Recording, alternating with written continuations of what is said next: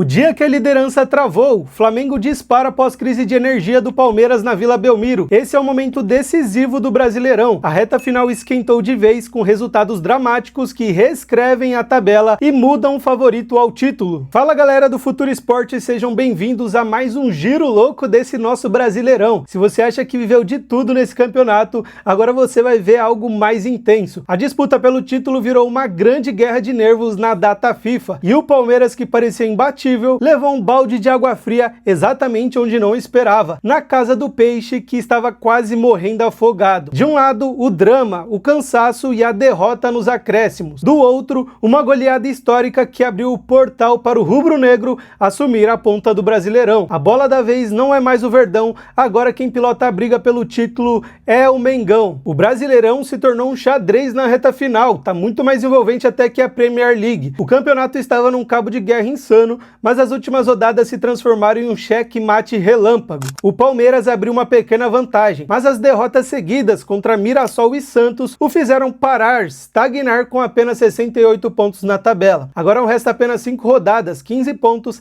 e cada jogo é um mata-mata, uma final de Copa. Já o Flamengo, de forma cirúrgica, aproveitou o tropeço do rival para se isolar com 71 pontos no topo, abrindo 3 pontos de vantagem do Palmeiras. E olha só o dado que coloca fogo nas estatísticas. A chance de título do Alviverde despencou de 60% para 33%. Enquanto isso, o potencial do Flamengo subiu para 65%. E agora a pergunta que fica: o Palmeiras tem força mental para tirar essa diferença, ou o campeonato virou uma máquina de lavar do Flamengo que está destruindo todas as equipes brasileiras? E para iniciar, vamos falar do Clássico Paulista, que determinou posições importantes nesse campeonato. Na Vila Belmiro, o Peixe estava no modo sobrevivência, jogando o jogo do ano para escapar da zona de rebaixamento. E o Alvinegro conseguiu. Estava na zona da degola e se comportou como um time grande e conseguiu vencer na hora certa. O primeiro tempo foi dominado totalmente pela equipe do Santos, mas ainda faltava a pontaria, o que é um dos maiores problemas do time na temporada. Já sabíamos que o Peixe teria que ter insistência e conseguiu insistir, até que veio com um golaço aos 45 do segundo tempo com o argentino Raul Laser, que, diga-se de passagem, é um baita jogador. A assistência também veio do jovem Robinho Júnior,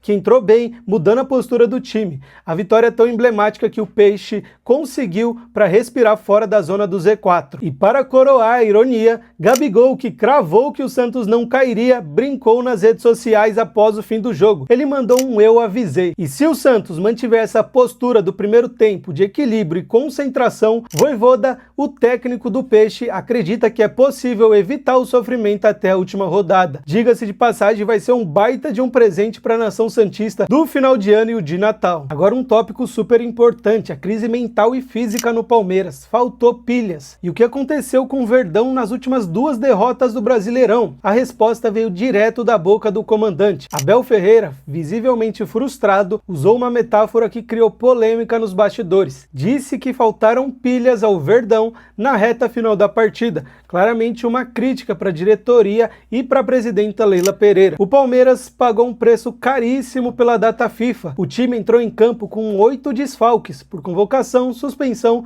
além dos lesionados.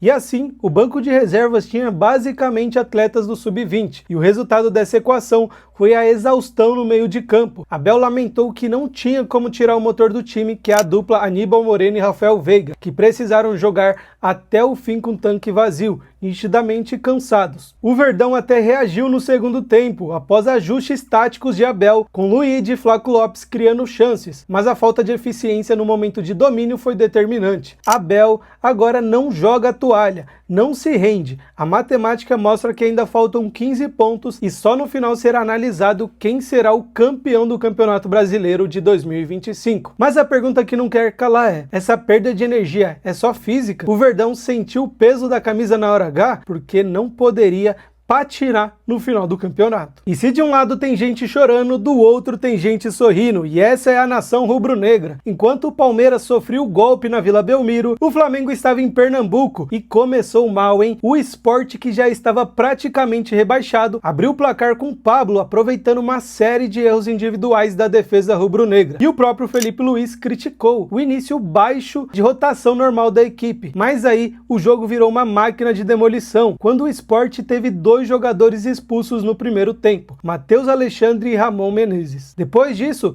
o jogo ficou completamente condicionado ao Flamengo. A partir daí, foi um massacre carioca com 35 finalizações. E o que era desfalque para o Flamengo virou oportunidade de ouro. Mesmo com 12 ausentes, entre convocados e lesionados, Felipe Luiz deu espaço a jovens e reservas. Luiz Araújo empatou antes do intervalo. Já no segundo tempo, show de bola. Cebolinha entrou, acertou a trave e Juninho virou. E a noite terminou com o batismo de uma grande joia do Flamengo, chamado Douglas Telles. O moleque da base precisou de apenas 47 segundos e apenas um toque na bola para fazer o seu primeiro gol como profissional do Mengão, fechando 5-1. Uma goleada que inclusive igualou a maior vitória histórica do Fla sobre o Sport desde 1947. A gente vê o Flamengo ainda quebrando recordes com esse time. E agora vamos fazer uma análise do que será os próximos jogos dessas equipes. O Flamengo voltou à ponta e fortaleceu o elenco. A reta final será pura adrenalina. Palmeiras precisa de uma campanha praticamente perfeita nos últimos 5 jogos. E onde mora o perigo? O Palmeiras volta a campo na quarta-feira em casa contra o Vitória. Terá o retorno de Alan e também de Andreas Pereira. E o clube trabalha para o retorno dos outros convocados. Precisa recuperar as pilhas, assim como disse o treinador na coletiva após a derrota contra o Santos. Já o Flamengo também joga na quarta-feira no Maracanã. E é um Fla-Flu, é o clássico carioca muito importante. O time de Felipe Luiz ainda terá desfalques, mas a vitória elástica deu moral e opções no banco que podem chegar para decidir um clássico. A projeção é clara, o Flamengo joga com vantagem no placar, o Palmeiras joga contra o relógio e contra o trauma das derrotas que vem aí assombrando os torcedores. E quem é o favorito ao título? Se olharmos para os números, o Flamengo tem 65% de chances e é o favorito. Já o Palmeiras com 33%